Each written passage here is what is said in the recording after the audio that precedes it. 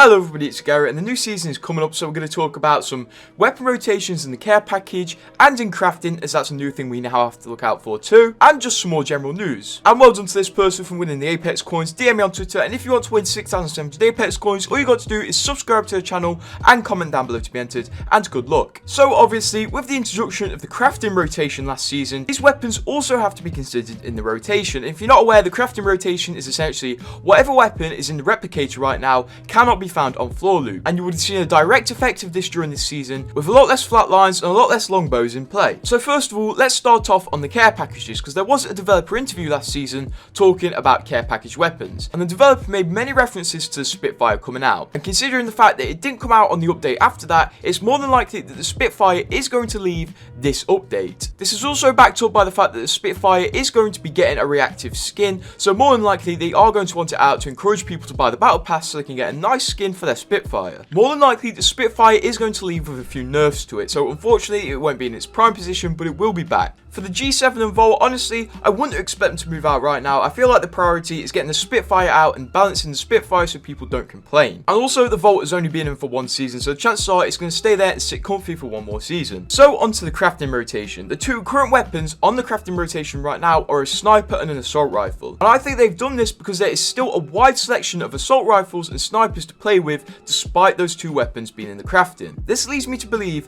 that when they put a weapon in crafting, they want to have a weapon that could substitute that weapon directly on the floor loot. For example, the flatline had the R301 on the floor, and the longbow had the Sentinel on the floor. And if the Spitfire comes out, the Spitfire and the Rampage are very alike. So I would like to think, following this pattern, they would put the Rampage in, as it can be substituted by the Spitfire, but honestly, I cannot say for certain with the weapons in the crafting. As for all I know, the Rampage could go into the care package next season, although I think they're too wise to do that and it would annoy a lot of people. For just general weapon balancing, there's no news on it right now, and honestly, the weapon meta right now is quite comfortable. The Rampage isn't as overpowered as it used to be, there's no clear winning 100% use always gun, and the current meta allows a wide selection of weapons to be used. For example, there's been a lot of Havocs used in preg games lately, and it's really cool to see. I think Respawn have put themselves in a very nice position of weapon balancing. Although some weapons do feel somewhat overpowered, they're clearly not overpowered enough for Respawn to take action. But obviously next season, they could be focusing more on ordnance, as there has been the cryo grenade in their files for ages, and we don't know if that's going to come out yet, so it would be nice to see that.